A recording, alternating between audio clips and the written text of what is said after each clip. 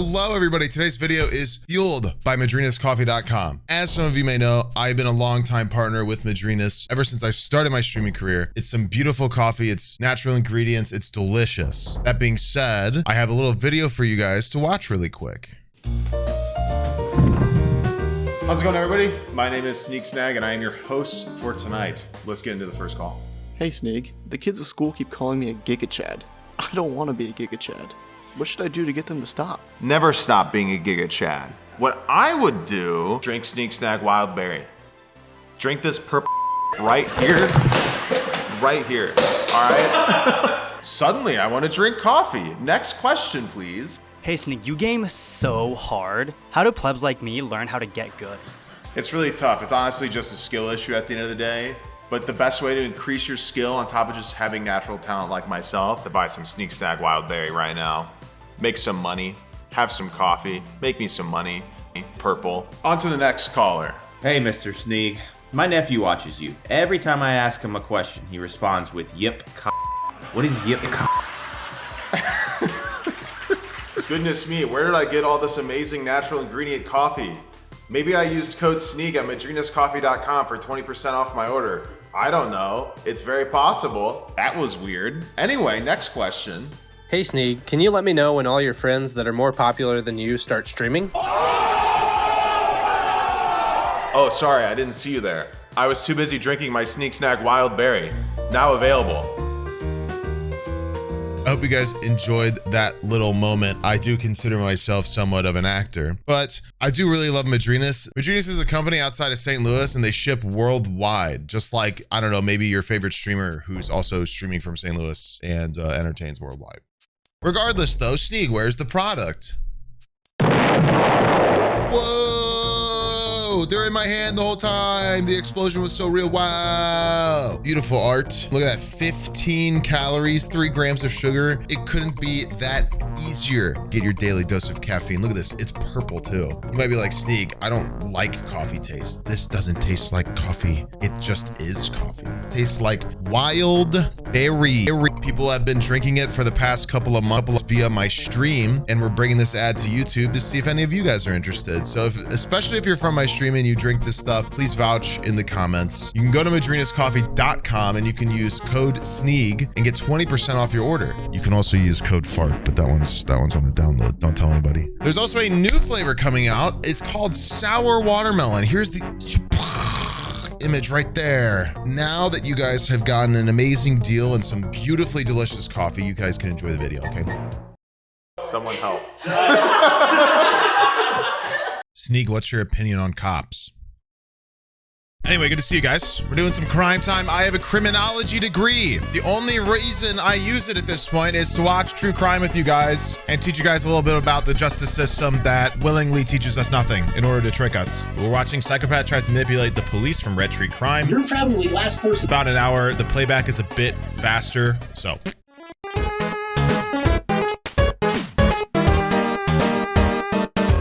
Saw all these 3 girls alive. Would you agree with that? Yeah, okay. Well, the coincidence that comes into play with Stark County is you were probably the last person that saw Gene and Bobby alive. What? On June 12, 2017, the bodies of Suzanne Taylor and her 2 daughters, Kylie and Taylor, were discovered by Taylor's boyfriend in their home in North Royalton, Ohio. And I arrived and all the cars were in their exact spots. So it was very weird that all their cars were there and no one was home. And I later learned that she missed the emergency softball practice because her mom helps run it, and Taylor's one of the best pitchers in Ohio, and she coaches the leagues. So yeah, guys, my wife's pregnant. Some of you have clearly been in Toby's stream in the last 30 days. knocked on the front door and was yelling her name because I was concerned that her mom was holding her there and not letting her go anywhere. And no one would answer, and the dog wasn't barking, which is very strange because they never take the dog anywhere. So I circled the house. All the blinds were shut. All the windows were closed to what I saw. And even though I announced it I was really concerned. So my father, because we do house reconstruction and stuff like that, oftentimes they don't give us keys. All the outside bars and padlocks are locked from the previous owner. So for that reason, I have a lockpick set that I use to get into those for demolition and rehab purposes. And they have a Latin saying in law, what is necessary is legal, and for either medical emergency or to help her, I decided to pick lock the front door. which was very easy to do. It was locked, it was deadbolted, which is only done from the inside. And from what I've heard, her mom didn't give a key to anyone except for her girls, not even the landlord, because they wanted to list the house. I heard she wouldn't even give them a key. So the lock was a very cheap lock, easily opened. Guys, don't give your landlord a fucking key. Don't do that. That's weird. That's so strange. Super bad move. They can just show up unsolicited. You don't want that. If they do show up unsolicited, they can't enter unsolicited if they have a key. They already have it. How long did it take you to open it? 3 seconds. I just slid in the pick and it opened right up. And then I had to use a screwdriver because I know that that deadbolt is very sticky and tight, so I just turned the tumbler with it. And when I walked in, I heard the dog barking from Suz's closed bedroom door, which was never latched shut. She would always swing it closed when Scott was there when she was changing, but it was never latched shut, not one time. So the animals could get in and out. I found it very strange. The house was silent, the lights were on. You could hear the AC running. It was kind of damp and had a musty smell. And I opened up the bedroom door, and there was a comforter covering the entire bed. But judging by the build, Kylie wearing a teal blue shirt, her arm and leg were hanging off the side of the bed. I knew that they were dead, at least one of them. The bed didn't look right. I assumed there were others there, but I couldn't bring myself to look. So all I touched was the door handle walking in, the screen door, the main door, and then her bedroom door. And then I turned right around and walked out. Didn't touch or look at anything else. I couldn't bear to do it. So the whole time I was on the phone with Scott, which is her previous ex-boyfriend. At what point did you call him? So guy's got 3 Scott was cops on him. Suzanne's ex-boyfriend. The couple had parted ways months prior. However, Scott continued to try and mend their relationship. He stayed in contact with Suzanne and her daughters up until they suddenly stopped communicating with everyone. Did they want Other that? things that I should have noticed was when I knocked on the door, I didn't hear Eris. Eris is her dog. And normally you knock on the door, Eris will go and start barking. And Eris didn't bark. And I thought, well, maybe I just didn't knock hard enough, but I didn't think it was a big deal. And I had the thought of going over the window and looking in, but her bedroom window before I accidentally locked her out. And she climbed in through the bedroom window once, so I figured I could go in there. But the kids were with me, and I was like, this isn't worth getting in trouble for, and I should have. Does this guy got a lawyer with him? So when you went up and you knocked and you approached, so the dog doesn't come, is there anything else that you see I think this is a lawyer. or observe? Just the fact that George's van is there, the door is shut, and the door is locked. So her and George have been fighting. We'll talk about that. This might be the first video we've watched where there is a lawyer present. Scott tells police that before Taylor's boyfriend discovered the bodies, he had gone to the home to see why his calls were going unanswered. Before he left, he noticed that the van of a man named George Brinkman was parked in a very strange spot. And then the van. What a name. The van was not parked in the driveway. It was parked in front of the dining room window. Okay, is that odd? Yes. So normally, at least when I'm there, and I've seen him before, he'll park over by where Taylor's car is. And when we were both there, it'd be one after the other. So the spot in front of Taylor's car was open. Like, is he in the grass? He was in the grass, yes. Back, so, So he pulled in nose first, or was he back in? back in. So you have the house and the bedroom. Is that typical? No. And his car's right here. There's like a bush right here. I don't know if this is a lawyer yet. Porch Don't is get right your hopes here. up, guys. Susan's car's right here, but so he's backed in. Here's I call it the dining room. The dining room table's right here. Okay. He was backed in, so facing out. What do we do when this guy has a lawyer? I feel like That's odd. Tell me about George. All right, so George is a friend of hers, apparently from childhood. I met him. He lived in his van, or I believe he still does live in his van. And she said that he always had a crush on her. So she said that he would constantly ask her, "How do I get a girl like you?" So there was that kind of contest. What do we even do here? Around. And it's the December time frame, and she's like, "I'm not going to let a friend freeze to death in his van on the street." So he was spending a lot of nights at her house. And then when I started coming along and spending nights, he was like, "No," and it kind of went away. Apparently, over the past few months, that relationship. Yeah, I was about to say he's letting him talk a lot for a lawyer. He doesn't talk to me. When he does, he's a complete ass. And it got to the point where normally we went to Disney at the end of last month, and she says, normally I would ask George, and she's like, he won't do it. So as to where she wouldn't even help watch the dog. Wow. Then she even made the comment that, well, it's probably just as well, because if he did, he'd probably put my underwear on his head and dance around. Jeez. Because she was pretty convinced that he had a thing for her. Okay. So I never saw any moves on her. Okay. He never talked to you about it? Not about Susie, no. Okay. What was that last part? Pretty quick, just like move on from that. Gotta say, pretty fast, just like. At the beginning, apparently, he said, "Yeah, you should go out with her." But then, what it seemed like was when the relationship took hold so fast, he was not happy at all. Okay. In January, I Facebook friended him. Mm-hmm. He has a George Brinkman account. I went to Facebook friend him, and he blocked me after that and stopped using that account. I went to Facebook friend him. Okay. Because I tried to Facebook friend him, which I thought that was completely odd. That was so rude. He's not afraid to threaten to beat someone. Did you ever threaten you? He's not threatened me. He's threatened Dale, but Okay. Dale may have needed a beating at the time. But he. What about Susie? He's never threatened Susie, and that I've seen. Okay. And I don't think she'd take it. So I don't think I haven't seen that, but I don't think he's all there. I just don't think his action. He's seems like he's prone to violence. I haven't seen him physically do it, but I've had him in the house where he's like, I'm gonna go outside and beat your ass, and that type of threat is trying to hold him back. They grew up together. I understand that he dropped out of high school his senior year to go to the military, and ranch, what he did? I think it was the Army, is what somebody said. But Okay. You don't know the that's not firsthand knowledge, and Okay. I believe I got that knowledge after this case started. Okay. But I will tell you, I cannot reconcile the fact that his van was at the house with the door locked. It makes absolutely no sense to me. Do you remember the exact time when that was? This guy could be the suspect setting this dude up, by the way. We don't know who did it yet. Oh yeah, I just want to go back to it again. It is 429. With this new information, the hunt for George Brinkman begins. It starts with a phone call to George where he promises to come in for an interview, but when he doesn't show up, the police find him and it ends in a 9-hour police standoff. Yeah, good morning, Terrence and Karina. This standoff ended about 30 minutes ago, and we just Never spoke mind. with the Brunswick Police Department, getting us details about how this standoff ended. Okay, what fucking police district calls a suspect? No, but you shouldn't fucking do that. A double homicide, and you call a suspect, and you're like, can you come in? Fellow white man, can you come in for questioning? You know they would not do that if it was any other race. That's fucked up. That's stupid as fuck. Oh yeah, we'll just give him a call. We'll just give him a call. Surely he'll come in. No doubt in my mind. Wait, he didn't show up. Wait a minute. I'm starting to think he didn't want to come. They tell us that the SWAT teams did a tactical entry into this home here on Valley Forge Drive in Brunswick. They say the front door was unlocked, and the man inside, they have now identified him. His name is George Brinkman. He is 45 years old. They are now naming him as a suspect in this North Royalton triple homicide. They say they went into the house and they got him out peacefully. He walked out of the house in handcuffs. There were no shots fired. Bro, what do you mean peacefully? In this, it was but 9 they do hours. say that George did have a pistol inside the house during this 9-hour standoff with police. When George was finally in custody, the police put him into an interrogation room. Where was the peaceful part? It was a 9-hour standoff.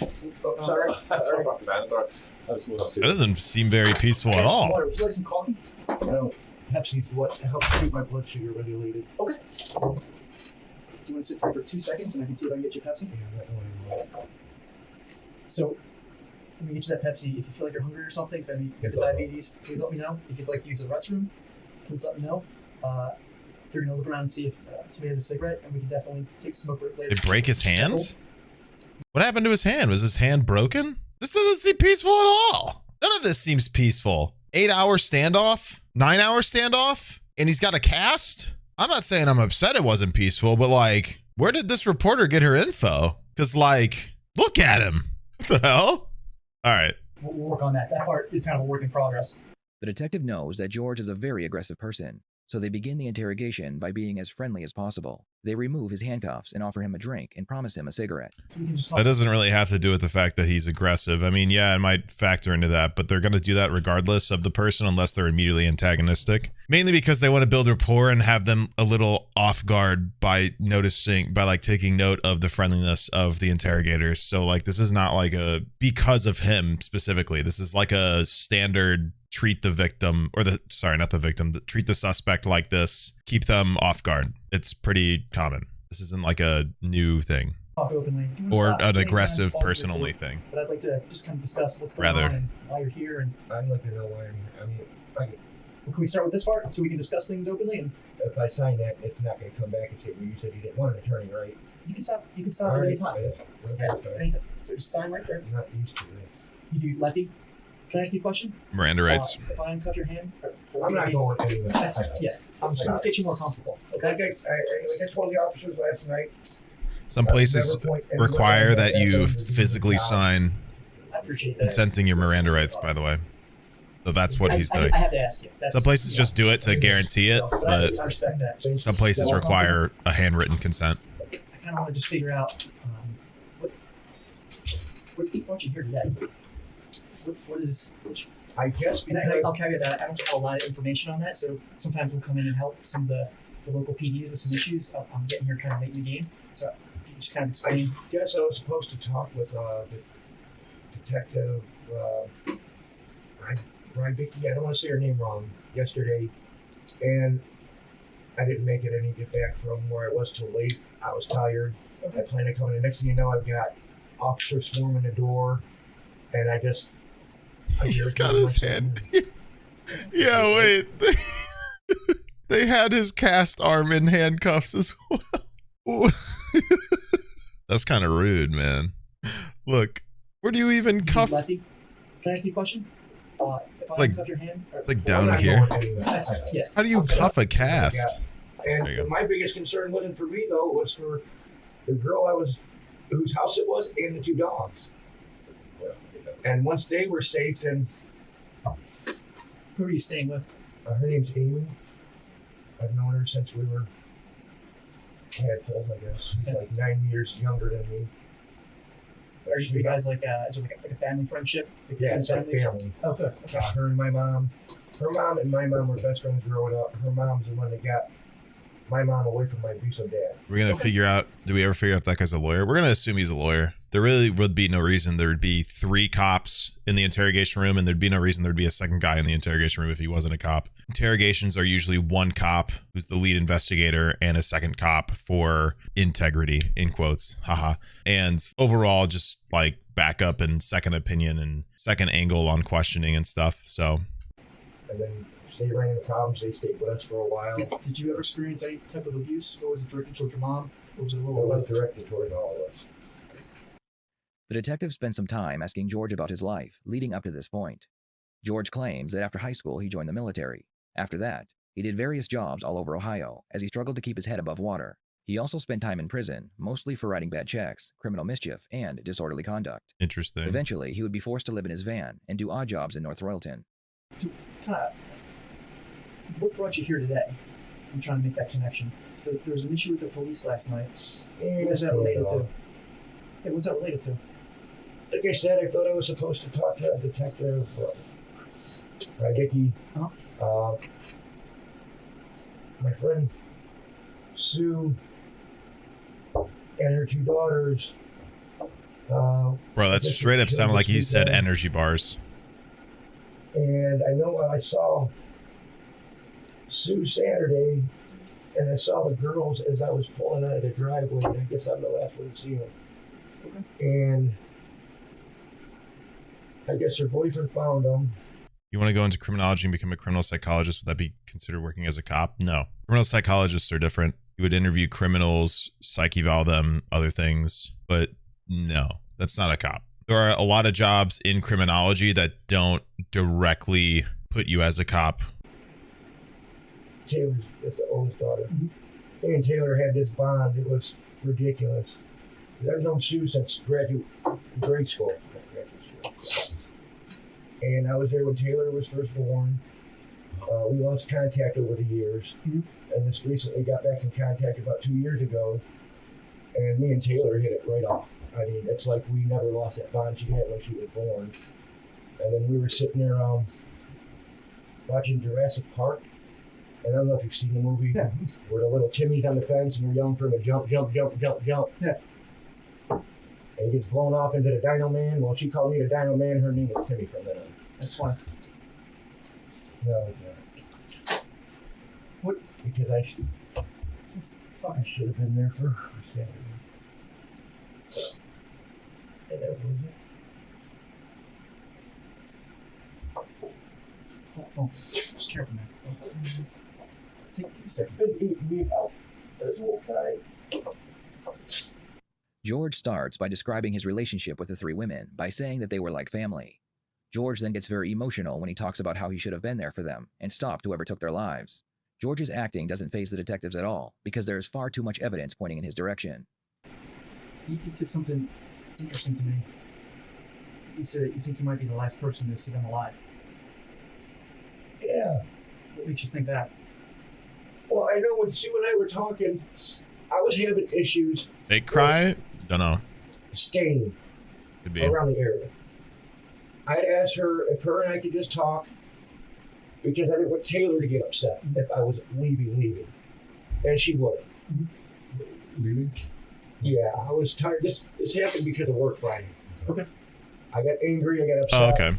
So his cast is from a My different... is not going like it should.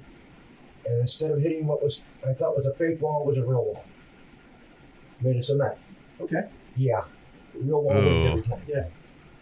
I found My that out. stomach just What dropped was- a little. What was so stressful that made you want to hit the wall? Faker. Ugh. Real one, but The project's not going as fast. They really Yeah, of screwed us course. with the projects this year because we're supposed to start 2 in April. And Yeah, these of 2 course.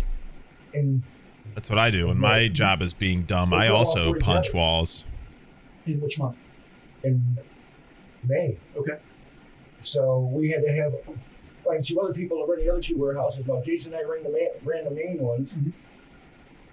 None of the carriers I usually have can work for me because they're working at the other warehouses because they're closer. And it just, it's been doing this from, and me and Jason, he sounded a little pissed off on the phone because he is the boss, I understand. And it came down to him paying you sitting around and doing nothing. Suspect stalling. I'm like, Smile. "You're right, I'm sorry, And then as soon as I hung up the phone, Talking about something irrelevant to George my was never time. asked what happened to his hand, but the first chance he gets, he explains what happened. George has what is called a boxer's fracture. As the name implies, it usually happens when a person punches an object at a high speed. What George didn't realize is that his story makes him appear far more aggressive, and it shows that he has a difficult time controlling his anger. I don't obviously do it often. Yeah. True. So what you're saying is that I am saying that. Better hope his work can verify that injury it doesn't make me too. go completely bonkers. No, don't tell you. I hold everything on the inside. And then once in a while, usually I'll Whoever want $20, whisper me on God. I'll pretend, like Shut I'm the fuck boxing up. because they're soft. Yeah. And that's it. I just turn around and just hit the wall. That was it. I soaked it. When I saw Sue Saturday, she Don't answer whispers, chat. gave me an ace pick. Chat, just get rid of Twitch messages. Nobody messages on this app unless they're trying to scam you or steal your account or steal your credit card. Turn them off. Turn it off. And that she had and said, you better wrap it and get it taken care of and, how she is. And I'm like, that's me. Okay, what are you doing later? Just to get her off track of it.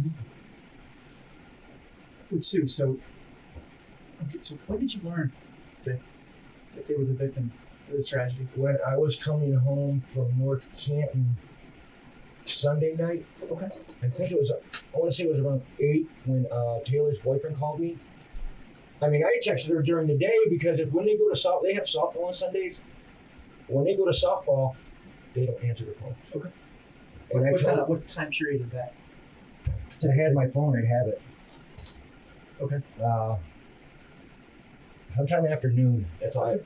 I don't know what time their games are scheduled. But I just said, hey, thanks for keeping my head straight yesterday. Yeah. I don't know if you're at softball or not. I can't remember. Give me a text or a message later and we'll talk some more. Okay.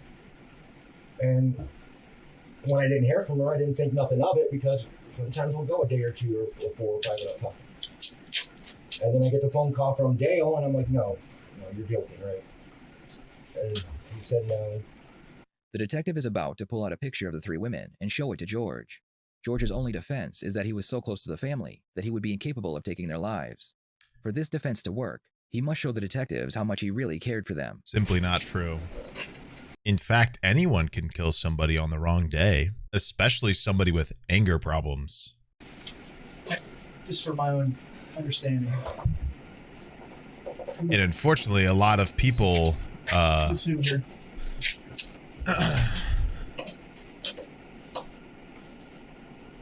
wanted to ask this for a while. Why might DNA evidence be hard to use in court? It's not. DNA evidence is actually one of the best things to use in court because it's actually reliable by science, not like somebody's testimony. DNA, if done correctly, is either extremely close, if not pretty spot on. And it's either close to the fact that it is that person or it's somebody related to that person. There's been plenty of cases where they get DNA on the scene and they test somebody they think is the suspect and it's somebody they're related to instead. That happens plenty too. DNA is very good. DNA has actually caused a lot of cold cases to be solved just because of like how useful it is to look at any piece of evidence and find DNA off of it and go from there. So I'm not trying to upset you.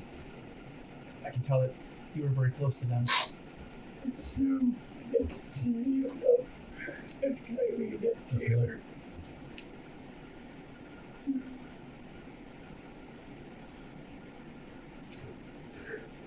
you help us by kind of running through that day on Saturday? Just what you remember? I know it's hard. It's the hardest thing. it's pretty hard to disprove DNA evidence. We get it, we understand. But you can help us. I mean, that's the thing. That's Yeah, like I said, pretty much the only way you could probably disprove DNA evidence is by somehow implicating somebody else that you're related to. Have I heard of Alex Murdaugh? Yeah, we watched the trial on stream. Is she still on Friday? No. No. So Saturday, you talk Saturday.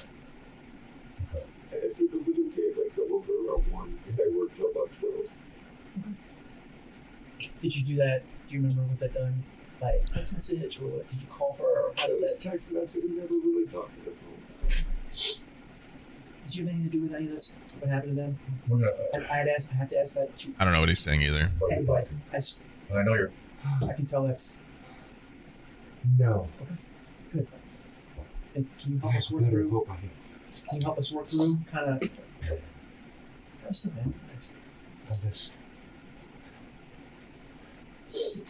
You understand I gotta ask that question, right? Yeah.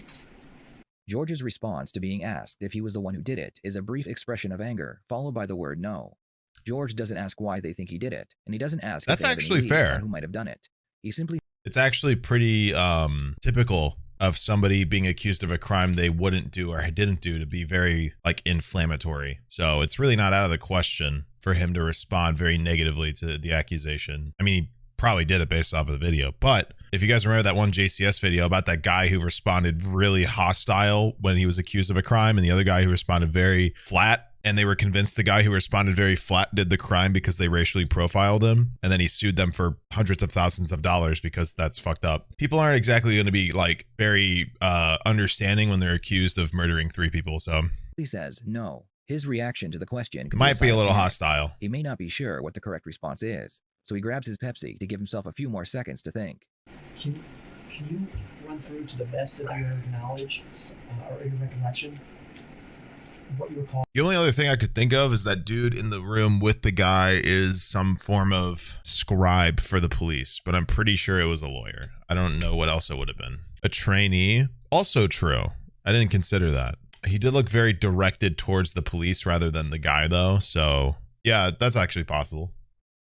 So Saturday, I guess is that the What time do you get up on Saturday? Yeah, start from the beginning of Saturday. I know it's hard, and I know you don't want to do that, but you know what? Like I said, it's all about help. Around 7-ish. Do you remember? Did you get to work? Oh, sorry. I mean, I had my monster and my cigarette when I got up. Oh God. Went to work, opened the warehouse. Got everything He organized, got up and had a monster and a cigarette?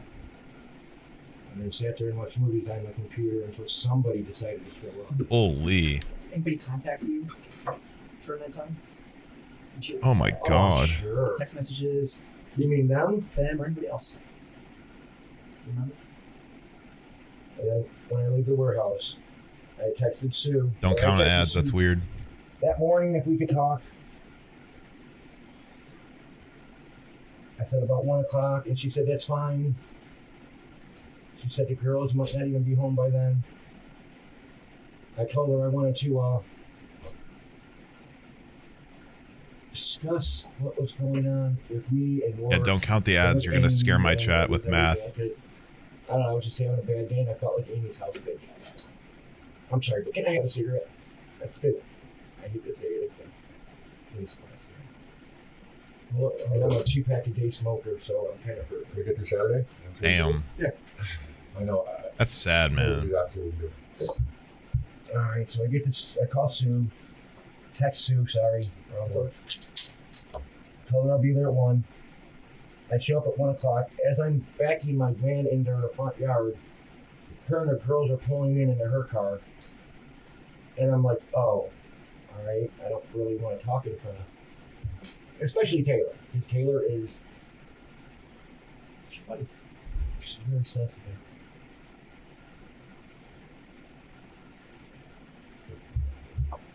So I didn't want to get her upset. I wasn't sure if she had plans with Dale that night. So I went inside. One of the girls had to use the bathroom. And then they said something about wanting to go to the mall. So I gave them $20 to go eat. Say, hey, can you give me about maybe 2:30 to talk to your mom? They're like, oh yeah, sure, not a problem, bye. Me and Sue talked. What are you guys talking about? I tell her about what's going on at work. Very interesting. And this isn't an obvious tell or guarantee, but you'll see like suspects when recalling a situation will do what he just did, where they'll like talk about somebody there or the victim, and the way they imitate the scene by like impersonating their voice and stuff like that sort of thing is like very much a stall tactic, because rather than just be like, yeah, she was fine with it, so I stayed, he wants to like play out something. Because if he's literally telling them a made up situation, he wants to make it realer or more real. Let me use actual grammar. And so he will create a situation and emulate it out towards them. That way it sounds more convincing by basically saying, this is exactly what they said. I will in fact impersonate what was said, pretty much. It's not a guarantee, but this is something that like suspects do when they're in questioning. They like to like create the scenario and make it more convincing by basically acting it out. People just do it. Some people just do that, but this is something that like suspects do tend to do. That way they can like convince themselves of the situation. That way they can tell it better and paint it more realistic. Yeah. How I think Amy's treating me. She tells me about her and her boyfriend Scott broke up. I'm like, okay. And then she started telling me about some guy that she was gonna hook up for dinner, and at that point I just zoned out, because here she just broke up with Scott. She's already talking about dinner with another guy, and it hadn't even been a week yet. That's kind of typical with her. Like, she would do that. I mean, I don't. What's your relationship with her? Were you guys ever No, romantic, or are you just like always been close friends? Always only been friends. Okay. And we knew, even back in high school, it would never work anything other than friends. George's narrative is that he was very close to Suzanne, but nothing more than friends, and he was okay with that. The Yeah, detective sure. asks George what type of person he thought Suzanne was. The detectives are looking for any motive George would have that would cause him to take their lives. So, with Sue, is she a good mom? Yeah. She's a good mom? I mean, she can be a little overprotective. Yeah, a little bit sometimes. She did have to know when they were in school what time the classes started, what time the classes let out, what time they ate, what time they did. I mean, she was a little too overprotective, but for the most part, she didn't have any issues with them. How is she as a person? How is anybody as a person? I mean, she got her goods and her bads. I mean, it's just too smart, like money. The whole, I hate to say it, but one guy to the other, just because they had money. Okay. Now that's her personal preference. Yeah. But I don't want to hear about it. Yeah. You guys have a problem? I'm actually kind of glad I sped this video up by like And I would tell her that. 0.25, Hey, because fix it yourself. this You're an adult. seems like a I'm not very gonna fix it slow yourself. conversation without it. Oh, come on. It's like, stop Seems it. kind of like She a comes in a lot pace, with her fairly problems. Oh, yeah. well-paced I wouldn't even get a one. good morning text and be like, I hate my life. I'm like, really? Good morning to you too, sunshine. Yeah. And then she would tell me either her car was having problems, or she was having problems with Scott. Victim or blaming. Her boss was giving her hassles. This is sped up just a bit. Every day. And when she came On back 1.25. from Disneyland, it's not a hey, how you doing? I'm back. That was the worst trip ever. And all I said to her was like, I'm starting to realize you're never going to be happy. Mm-hmm. And all expense. And all because Kylie said something. She'd never been to Disneyland. The dude looked out his wallet and paid for the trip in advance. Sounds like a good dude. Yeah. I kept trying to get her. I was like, you know what? Maybe you're too stuck up on Dave that you're ruining it with Scott. No, I don't do that. And then I hear about, I miss Dave. I think Dave traded you in for a short little Asian girl with 2 children.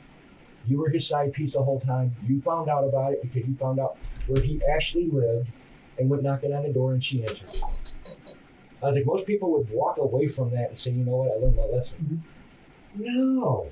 She wanted me to go over there and talk to him. She wanted me to follow him to work. I said, no. That's annoying. I said, no, I can't do that. Yeah. I said, you got to learn. You got to get over him. He is not worth it. Scott's a tremendously better guy than Dave ever was.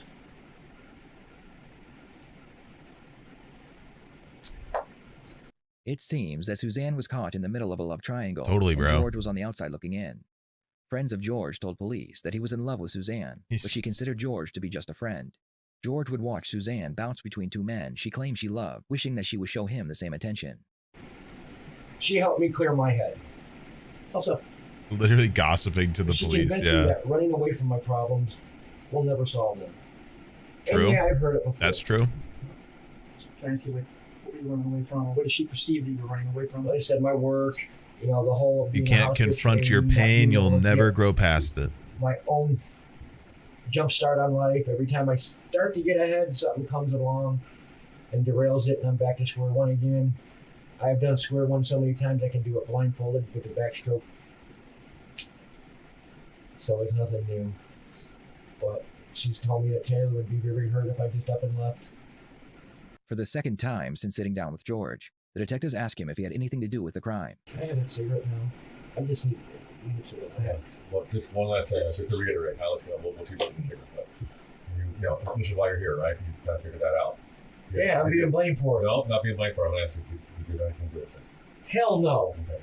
And I don't know if I can say this, but I'm already in trouble anyway. I don't give a shit. If I find a motherfucker who did it, I'm sorry. There ain't going to be no trial. You don't take Timmy from me. You don't take my best friend from me that I grew up with, or other daughter. I had that. That's fine. You don't take this person I named, or my best friend, and the other daughter. Might have a favorite, I don't know. You think could have done this? I don't know. I don't know anybody that would. She can be annoying, okay? Women are annoying, guys are annoying. Not that annoying. Kept to herself mostly. Unless she needed something, then she would very, very politely ask. Taylor, she needs the goddamn chicken nuggets off your plate without even asking. Oh no.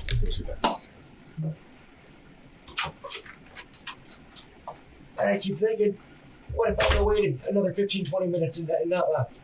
What if I would have waited to talk with these two?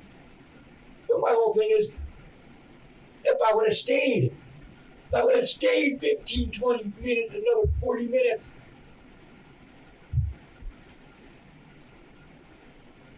You were driving away, did you see anything suspicious? No, like I said, I wasn't paying attention because I was wiping. I was at the neighbor's car, but that's it.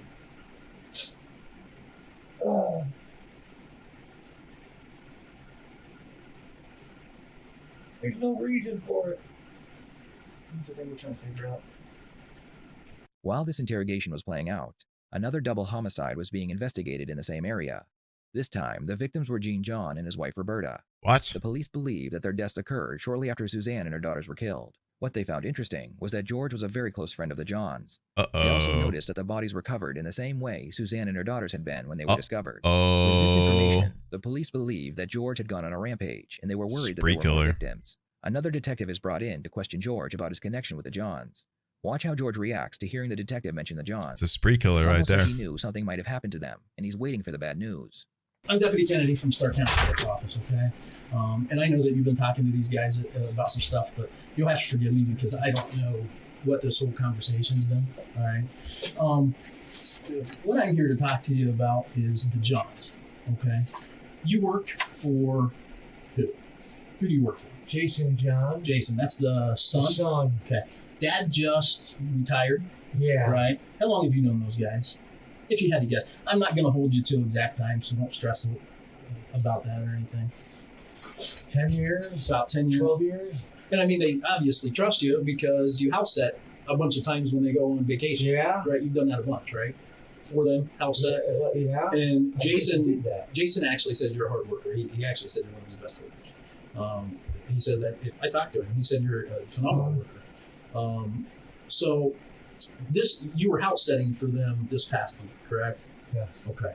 It's not double and speed, guys. How long was that arrangement? Like, when did you guys talk about that? Like, did they come to you and say, hey, we're going to be gone, we need somebody? It was at least a couple weeks ahead of time. Okay. Because they wanted to make sure that I was able to do it, that I didn't have any other plans that would interfere. Okay. Can we move those from they're kind of distracting. So you couldn't really count on it. They wouldn't say, hey, we're supposed to be home around Sunday at 8. They would say, we're heading home on Sunday, Yeah. so you just kind of... Usually about an hour out, they text me. They did Sunday, said they were concocted. They did text you Sunday? Yeah. Okay. The detective spends the next 30 minutes asking George questions to verify that he not only knew the Johns, but he was there the day they were murdered. Eventually, George asks what the Johns have to do with Suzanne, and the detective is about to tell him that the Johns' lives were taken. Right? People want to know what happened to these Can I ask you a question? Absolutely. You asked what me does Stark County got to do with that? Well, I'm going to get to it, okay? So the reason that Stark County's here is because, and correct me if I'm wrong, these guys have told you, and in essence, I believe, you're probably the last person that saw these 3 girls alive. Would you agree with that? Yeah. Yeah, okay? Well, the coincidence that comes into play with Stark County is you were probably the last person that saw Gene and Bobby alive. What? So that's a... Whoa. Hold on, hear me out for a second. Hear me out. It's important. You asked me a question, I'm going to answer it for you. No, Okay? listen. I'm going to answer it for you. I'm going to answer your question for you. Relax. So You gotta listen. you would agree with me that Lockdown time. with that being done, there are a lot of those sticky notes that need answered, right? You would agree with that, Lockdown time. right? You would agree with me on that. And that's why we're here. The maw That's why we're here, George. of the interrogation We have room to has clear up closed. these things. We've been extremely cooperative with these guys today. We appreciate it because you're helping us clear up and you're actually helping us answer a lot of these questions. All right? Those tears and everything, you love those people. You do. You love them. You don't react like that if you don't care about somebody. The hell was that? A doubt in my mind that you don't care for all 3 of these girls and that you don't care for those people. Not a doubt in my Bro mind. can't Your even actions muster tell me a that. It's tear. He's human just emotion. You moaning. can't control it, or your heart feels that. Right? Moaning Myrtle left the bathroom, So guys. what I need you to do is help me clear these questions up, George. That's what I need to do. These are And all also people shave you their care head. about. And I know you care about them. And at this point in time where we're at in our investigation, you're really the only person that can take these away. Okay, so, I mean, I thought I would be accused of 3, now it's 5. And no. Take a second. Think about what happened. George, what made you think you're being accused? Can you tell me that?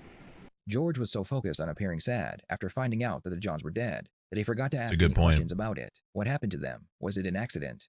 George automatically assumes that they were murdered because he believes he is being accused of doing it, even though the detectives never said they think he did it. Let's say they never really accused him of either yet. What made you think that you're being accused? Like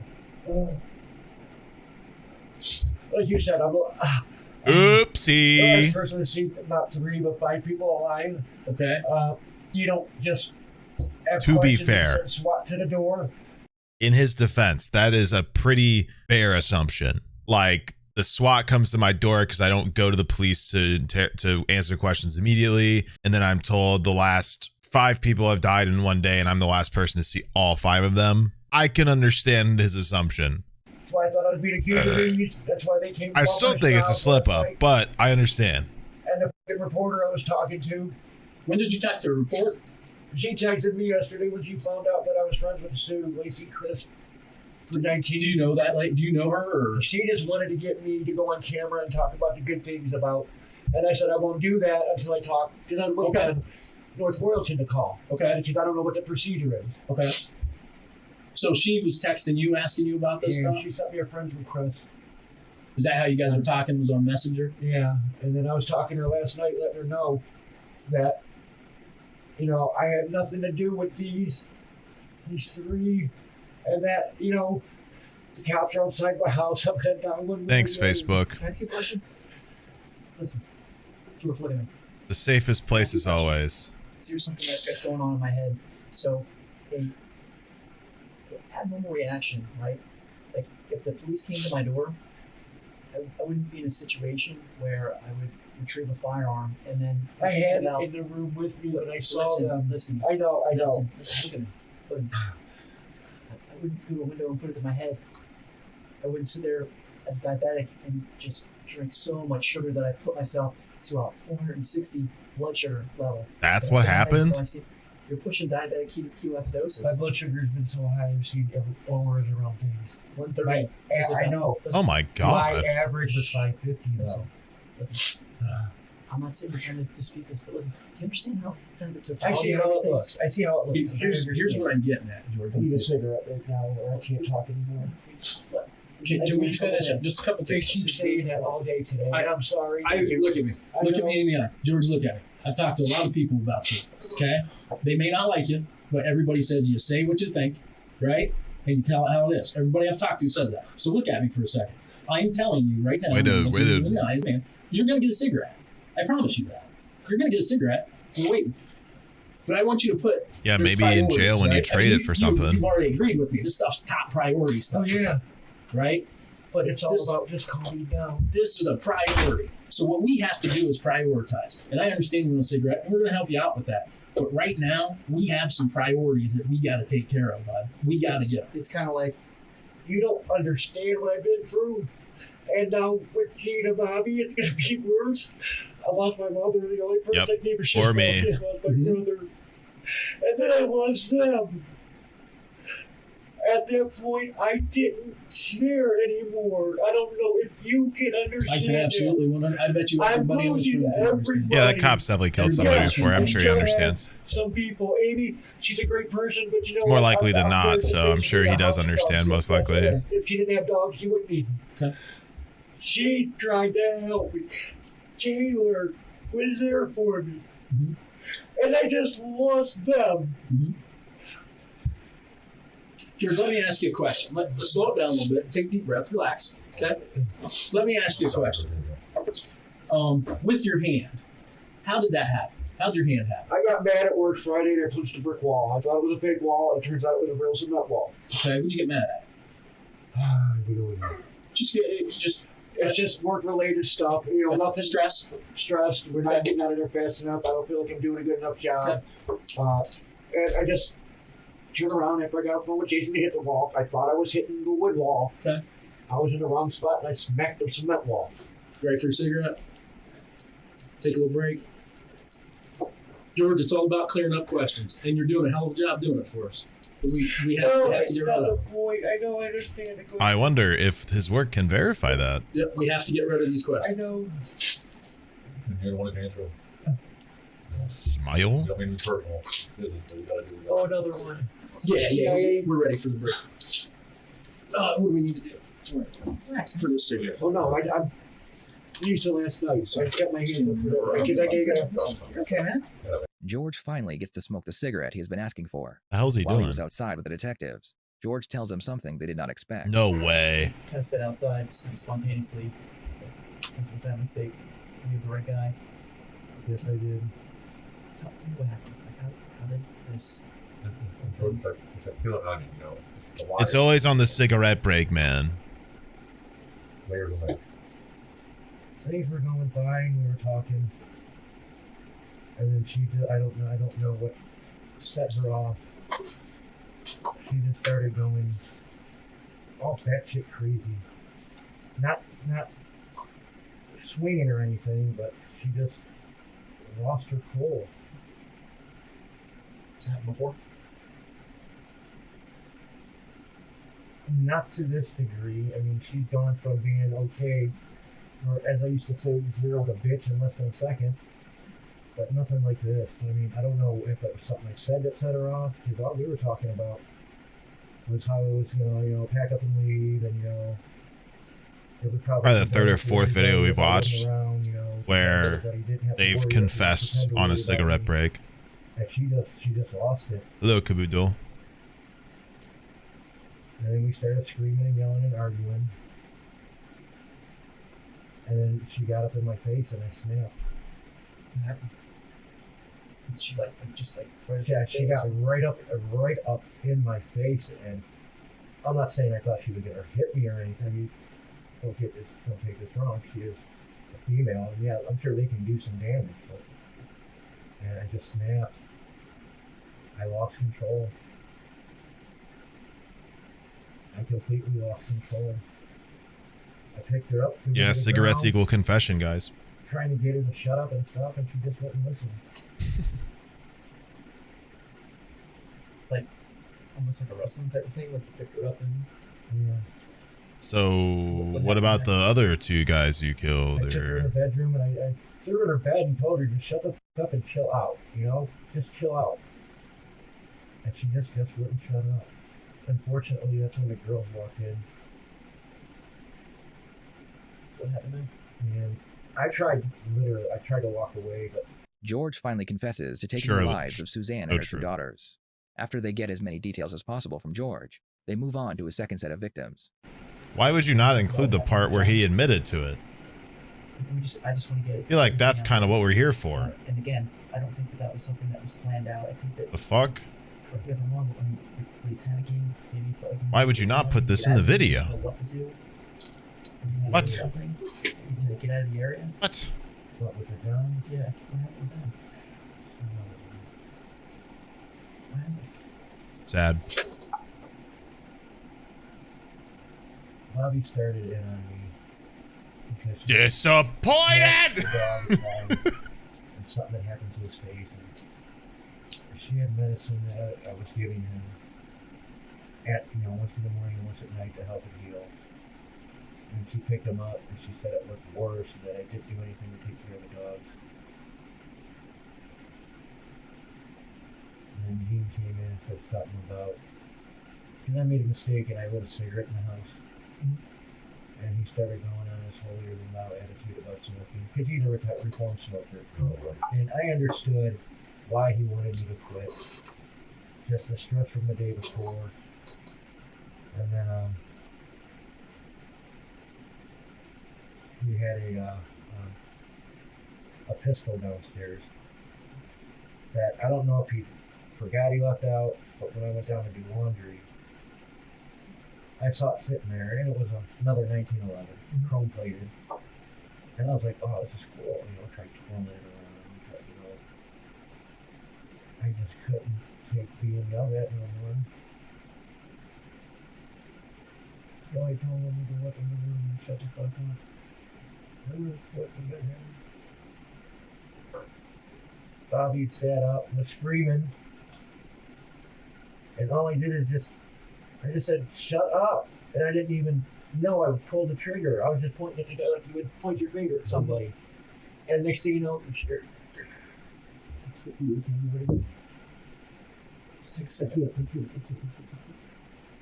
that's sad, bro. George claims that he didn't mean to do it, and he only did it because he doesn't like being yelled at. George tries to make himself look like a victim, but in reality, he took the lives of 3 women in their own home. Killed 5 people. Find, then left with some of the victims' hair as a keepsake. The following day, he took 2 more lives, stole what little money they had, and then engaged in a 9-hour standoff with police. This is the only time that you ever... Yeah, I mean, where are you gonna... Yeah, no, there's no more trail bodies behind me. How are you gonna paint yourself as such, man? When? Hey, he doesn't like being yelled at. What is he, 14? Like I said, yeah, I can lose my temper, but for the most part... Yeah, I don't like getting yelled at either, but like... I just let it build up and then find ways like reading or PlayStation to burn it off. In the end, George pled guilty to all 5 murder charges and is currently sitting on death row. On September 27, 2022, the Supreme Court of Ohio scheduled George's execution for September 23, 2026. Thank you for watching this video. I will see you next time here on the Red Tree Crime YouTube channel. Ohio with the death penalty, I guess. 2026? Yeah, it takes that long. There is a period of time in which they make I can't explain enough. I can't explain enough how costly death row is. That's standard. That is a guy who is guilty, who is sentenced to death. People get given the death penalty, but like they'll go through the initial trial and then they could be qualified for capital punishment, and they'll sit on death row for years, and then they'll sit on death row for years after being told their death day, for like a decade, potentially more than a decade. They will sit in the most expensive and isolated prison system and spend the most money per prisoner just to have them die in like 6 years' time. And not to mention, people get accused of wrong crimes all the time because, once again, we have a shitty system that's built off of racism that purposely uneducates its civilians. So people say the wrong shit at the wrong time. If they happen to be at the wrong place or they happen to be the wrong skin to the police will make it happen. And so you get plenty of people on death row who don't even deserve to be there. So then you have people who might not have done a crime who are going to die for it. That spends money. You have people who are sentenced to die who did do it, and that spends money. You have people who are potentially sentenced to die and they sit in there and that costs money. It's all expensive. Prison itself is expensive, but the purposeful isolation of death row prisoners is a much higher cost due to all the stipulations for it. Not to mention, I don't know if I'm saying it right, psychobarbital. Most places at this point do lethal injection, right? It's not, I don't think it's psychobarbital. Phenobarbital, thank you. Those are expensive chemicals. So there's 3 things that insert into lethal injection, I believe. I don't know the names in order, but the first one numbs the body so they don't feel the pain. The second one does something that I'm forgetting. The second one might render the person unconscious, if I'm remembering right. And the third one stops the heart. So it might be sedative first. Then numbing agent so they don't wake up from the pain. And then it might be the heart stopper, which is the barbital, by the way. That is expensive. Those are expensive. It's a costly system that really doesn't get the job done and really doesn't make a lot of people feel all that better. And rather than keep a person trapped in a space we know that they will live an unimportant life forever, we get rid of them at the hopes that the victims will feel better and also that they'll go somewhere dark. But we don't have any fucking idea because nobody knows what happens when we're gone, regardless of faith. Even in the faith, we don't know. It's just an assumption. And assumptions are wrong plenty. Just look at science. Theories are built on assumptions, and we change theories because assumptions can be wrong. So kind of silly to create a whole theology off of assumption when humans are terrible at assuming most of the time. So anyway, no need to go into that, but thank you for watching Crime Time.